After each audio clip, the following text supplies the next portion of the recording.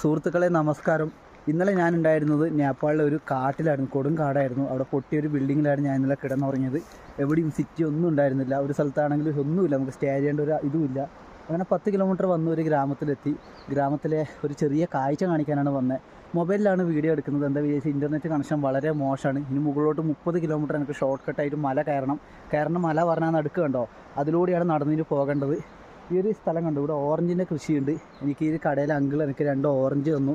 മുകളിലോട്ട് പോകുമ്പോൾ ശ്രദ്ധിക്കണം, നല്ലതുപോലെ പുലികളുണ്ടെന്നാണ് പറയുന്നത്. ആൾക്കാർ കൂട്ടത്തോടെയാണ് സഞ്ചരിക്കുക. വൈകുന്നേരത്തിനുള്ളിൽ മല കവർ ചെയ്യാനാണ് ഇവിടുത്തെ ആൾക്കാർ പറയുന്നത്.